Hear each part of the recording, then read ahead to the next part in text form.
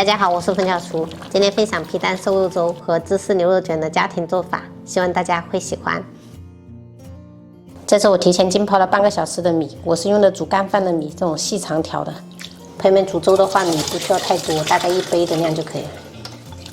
砂锅里面提前烧开水，下入大米，加入1小勺食用油。朋友们，这个大米放下去的时候一定要搅动一下，防止粘锅了。而且我们现在不要盖盖子，直接中大火给它煮个5分钟。5分钟过后，我们盖上盖子，然后转小火给它煮个15分钟。然后接下来我们准备一块牛肉，我们1分为2。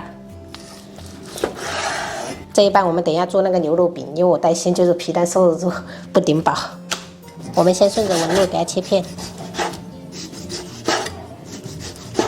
然后再改刀切条。饭店卖的那种皮蛋瘦肉粥一般都是用那种猪里脊做的，但是我想要更有营养，反正都是家里面吃的，所以就选择牛肉，刚好就可以做个牛肉饼。接下来我们简单腌制一下，加1小勺盐，1小勺白糖，适量的白胡椒粉，然后打入半个蛋清，然后先给它充分抓匀。因为我用的是牛肉，所以说要加蛋清，如果是猪里脊的话就不用蛋清了。然后最后倒多一点的玉米淀粉，然后再次抓匀就可以了。好了，我们给它放一旁备用。朋友们，这个粥的话，我们中途要这样搅一下，防止粘底了。这个时候我们煮了7分钟的状态，有一点点开花了，还要继续煮。接下来我们剥2个松花皮蛋，而且我平时这个皮蛋是不会煮的，我们四川真的皮蛋很多都是凉拌的，直接做好了就直接凉拌了。再给它切成小块就可以了。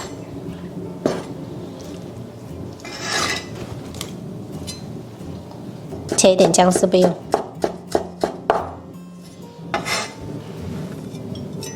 再切一点葱花跟香菜末，等一下为了提香的。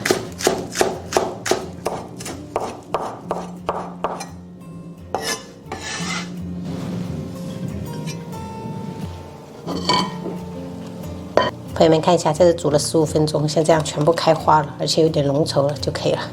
接下来我们加入皮蛋，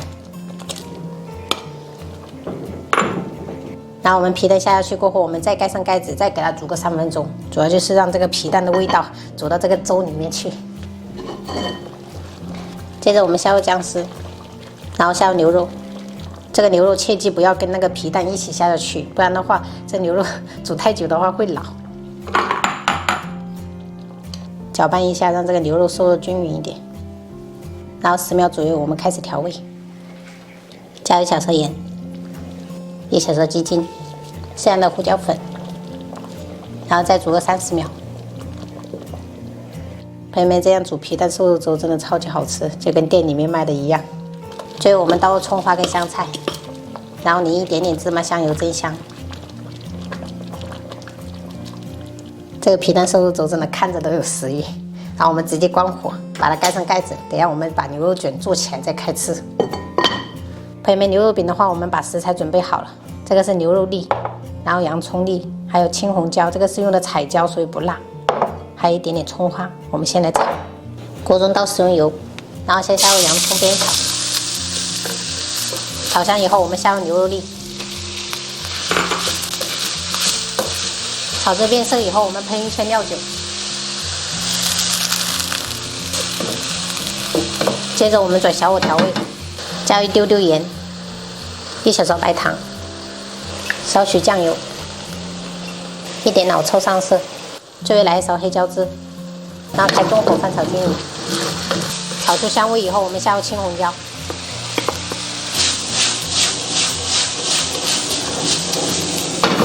然后撒入一点点葱花，翻拌均匀就可以了。关火，然后盛出来备用。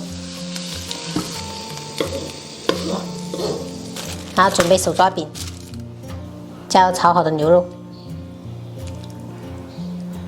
撒上芝士碎。朋友们，这个芝士碎的量就是瘦的人多加一点，胖的话就少加一点。然后我们把4边给它叠起来。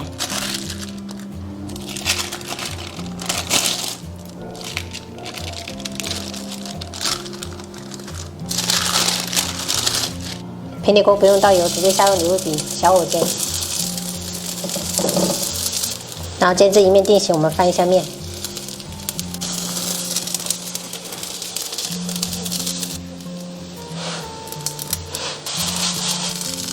好了，朋友们，煎至这样，两面都是这种金黄色就可以了。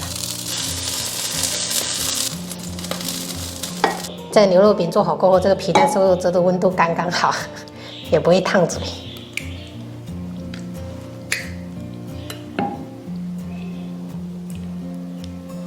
差点忘了给朋友们看一下这个牛肉饼里面的拉丝，有没有谁想要吃一口的？妈妈，弟弟也要看小板车吗？是。哥哥也要看猪车、这打车。你们那么喜欢工程车啊？以后长大了会不会开工程车啊？谁要开高机啊？弟弟。那哥哥你要开什么？打大舅舅啊！啊没有，你不要大的那种哦。那你又很爱看那种大的。我喜欢知识多一点。你这个可能芝士不是很多，我有一个是放了很多的，本来给你吃，结果我忘记煎着煎着，不知道哪一个是给你的。妈妈，哎，萝卜啊，萝卜，啊，对，那个是萝卜，不能说那个是辣椒。嗯，对，萝卜。吃吧。哦，汤唯啊。藤围哦，不是。大哥很爱吃肉，厉害。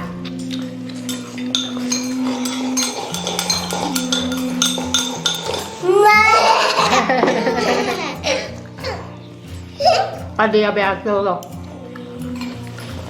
有两个在干嘛？